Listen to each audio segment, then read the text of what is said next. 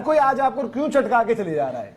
अगर Asia cup में दीपक कुछ चीजें होती, अहम वहां पर फैसले होते, ये आपको होते हुए दिखती बार बार चीजें? यार देखो, उस टाइम भी हमने कहा था, कंटिन्यूस हमने तो बॉयकॉट भी किया था, चीख चीख के कह रहे हैं, सिर भी हमने भाई उस टाइम पर पटका था लोगों के सामने कि प्लीज बात रखो। एशिया कप सबने एंजॉय किया और कोई किसी की मॉरल रिस्पॉन्सिबिलिटी है नहीं भाई। देखो सीधी बात है, जिसका मन, वो गलती सरकार की थी, गलती बीसीसीआई की थी। सरकार ने परमिशन दे दी, बीसीसीआई ने 3-3 मैचेस करवा दिए। भाई एशिया कप नहीं होना चाहिए था। दूसरी चीज कि आज देखो इंडिया का ना नेचर, जो अभी बात होती है कंट्री का नेचर होता है, जैसे अपना होता है, इंडिया का नेचर हमेशा होता है कि थोड़ा सोच विचार करके डिसीजन लेंगे। पाकिस्तान चलता है प्रोवोकी, पाकिस्तान प्रोवो करता है, पाकिस्तान को तुम यूं कह दो क्या है, वो कह देगा अरे चिल्लाने लगेगा। मैं बीसीसीआई के सामने ये बात करता हूँ, कोई नहीं, आप ये सारा सिनेरियो देख रहे हो, समझ लो, डिसीजन देख लो, 1 हफ्ता ले लो, 10 दिन ले लो। क्रिकेट के लिए ये अच्छी खबर नहीं है। जैसे कि आप जानते हैं, भारत और श्रीलंका में जो T20 वर्ल्ड कप होने वाला था, उससे बांग्लादेश बाहर हो चुका है। उसकी जगह अब स्कॉटलैंड को मौका दिया जा रहा है खेलने के लिए, और पाकिस्तान भी उसी राह पर चल पड़ा है। यानी कि पाकिस्तान ने साफ तौर पर कह दिया कि हम बांग्लादेश के साथ खड़े हैं, लिहाजा हम भी T20 वर्ल्ड कप में शिरकत नहीं करेंगे। यानी कि वर्ल्ड कप में, T20 वर्ल्ड कप में 2 अच्छी टीम्स बांग्लादेश और पाकिस्तान दोनों नहीं खेलेंगे। और कारण राजनीति, कारण जो भारत के लिए अच्छी खबर नहीं है, और मैं आपको बताता हूं क्यों। कुछ बोलो ना, कुछ तो बोलो, कुछ कंक्रीट तो लाओ मत यार। बनो। दूसरी चीज यार, आपको डिप्लोमेटिक तौर पर पिछले 2 साल में फेलियर ही देखना पड़ा है, ये तो मानेंगे। बीसीसीआई का जो भी विंग है, मेरे को इन मुद्दों से ज्यादा वो मुद्दे परेशान करते हैं कि हम तो जी ट्रॉफी निकलवा लाएंगे घर से, क्यों नहीं आई ट्रॉफी। मैं उस मुद्दे पर बात करूंगा, मेरे को इन सब चीजों पर बात नहीं है। जब हमने एक स्टेटमेंट दे दी दुनिया के सामने कि हम तो ट्रॉफी निकाल कर लाएंगे, या तो आपको बोलना ही नहीं चाहिए। आपने उस दिन उस चीज को माखौल के रूप में लिया, इमोजी वाली ट्रॉफी लगा देते हैं, ये कर देते हैं। सूर्य कुमार यादव, आपने एक दिन हाथ मिला दिया, दूसरे दिन हाथ नहीं मिलाया। सूर्य कुमार यादव की मैं बात करता हूं उसकी, कि आपका क्या स्टैंड है। 4 लोग जो बोल रहे हैं उससे वो चीज सही नहीं हो जाती, सही होती है आप क्या माइंड में रखते हो। आपने क्या देशभक्ति दिखाई, आप गए थे एशिया कप खेलने के लिए। क्या सूर्य कुमार यादव इंतजार करते हैं कि नहीं मुझे ये कोई बोलेगा, ये नहीं बोलेगा। सूर्य कुमार यादव को खुद को एक देशभक्ति का स्टैंड लेना चाहिए था। उसके बाद देवकी नंदन ठाकुर का पहला बयान आता है, जिसमें वो शाहरुख खान को देश का गद्दार बताते हैं। उसके बाद भारतीय जनता पार्टी के कुछ नेता, जिसमें नंदकिशोर गुर्जर, संगीत सोम, ये तमाम लोग मैदान में उतर आते हैं। यानी कि जो हिंदुत्ववादी दल हैं, वो शाहरुख खान पर हमला शुरू कर देते हैं। इससे घबराकर बीसीसीआई केकेआर से कहता है कि आपको मुस्तफिजुर रहमान को लेने की जरूरत नहीं है। यह बात अलग है कि यही पैमाना मुकेश अंबानी के लिए नहीं था, क्योंकि मुकेश अंबानी की मुंबई इंडियन एमिरेट्स में शाकिब अल हसन खेल रहे होते हैं, और फाइनल में, दुबई में होने वाले फाइनल में वो शिरकत भी करते हैं। यानी कि शाहरुख खान के लिए जो नियम है वो मुकेश अंबानी के लिए नहीं है। क्यों? क्योंकि मुकेश अंबानी प्रधानमंत्री नरेंद्र मोदी के परम मित्र हैं। इनफैक्ट ये जो देवकी नंदन ठाकुर हैं, नंदकिशोर गुर्जर हैं, संगीत सोम हैं, इनमें से किसी ने हिम्मत नहीं की मुकेश अंबानी पर सवाल उठाने की, मुकेश अंबानी को देश का गद्दार कहने की। क्योंकि शाकिब अल हसन मुस्तफिजुर रहमान से कई बड़े खिलाड़ी हैं, और शाकिब अल हसन मुंबई इंडियन एमिरेट्स के लिए दुबई के फाइनल में खेले। मगर कहानी का लब्बो लबाब क्या है दोस्तों? यानी कि कुछ चंद मुट्ठी भर नेता एक धर्मगुरु शाहरुख खान को गाली देते हैं। हालांकि उनमें हिम्मत नहीं होती बीसीसीआई से सवाल करने की, खेल मंत्री से सवाल करने की, मुकेश अंबानी से सवाल करने की। मगर इससे हमारा बीसीसीआई जो है वो इतना हिल जाता है कि वो मुस्तफिजुर रहमान को कहता है tata, goodbye, see you.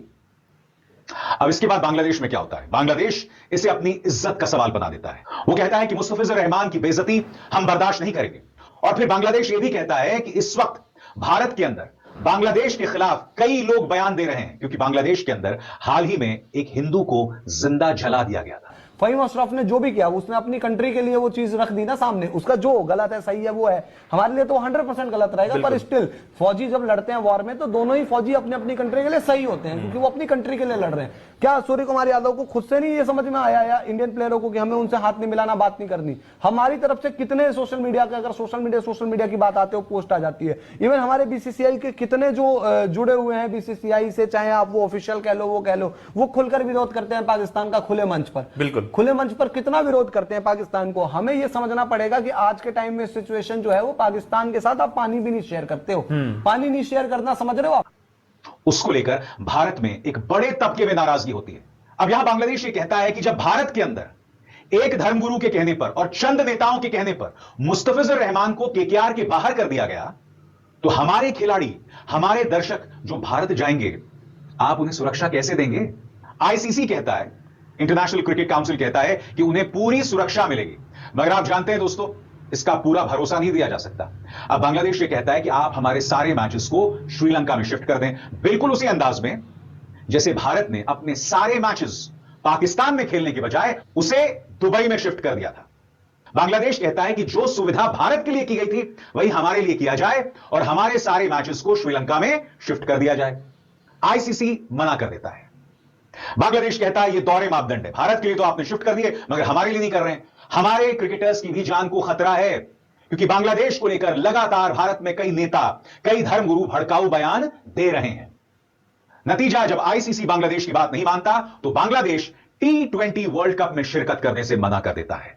Pakistan भी उसके पक्ष में आ जाता है और वो कहता है कि हम बांग्लादेश के साथ खड़े हैं।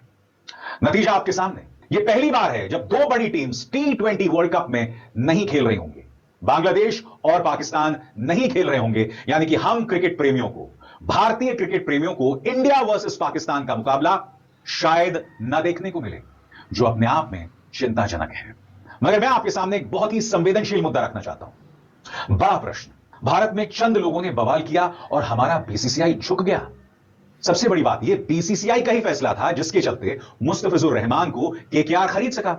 इसमें शाहरुख खान का कोई दोष नहीं है, लिहाजा उन्हें देशद्रोही बताने के कोई मायने नहीं है। मगर उससे भी बड़ी बात, भारत के अंदर चंद लोग बवाल करते हैं और उनकी बात को मान लिया जाता है, क्योंकि देवकी नंदन ठाकुर अमित शाह तो है नहीं। हजारों नंदकिशोर गुर्जर और संगीत सोम मिल भी जाएं तो वो प्रधानमंत्री की बराबरी नहीं कर सकते, नरेंद्र मोदी की बराबरी नहीं कर सकते। अगर तो कोई बहुत बड़ा नेता कह रहा होता तो बात समझ आती, किसी ने बात नहीं की। यहां तक कि हमारे खेल मंत्री ने भी नहीं कहा कि मुस्तफिजुर रहमान को केकेआर की तरफ से नहीं खेलना चाहिए। चंद लोगों ने कहा और बीसीसीआई उसके सामने झुक गया। अब आप मुझे बताइए दोस्तों, दुनिया को यह क्या संदेश जा रहा है कि भारत की सरकार से जुड़ी एजेंसीज कुछ कट्टरपंथी तबकों के सामने झुक रही हैं और इससे भारत की साख को, भारत की इज्जत को नुकसान पहुंच रहा है। बताइए, जो मैं बात कह रहा हूं वो सही है या गलत, या तो और हिम्मत दिखाइए। अगर आपको लग रहा है कि बांग्लादेश में हिंदुओं के साथ अपमान हो रहा है तो भारत को कूटनीतिक तौर पर उग्र कदम उठाने चाहिए, हमारे राजदूत को वापस बुला लेना चाहिए। अगर आपको ऐसा लग रहा है कि बांग्लादेश हमारी बात नहीं मान रहा है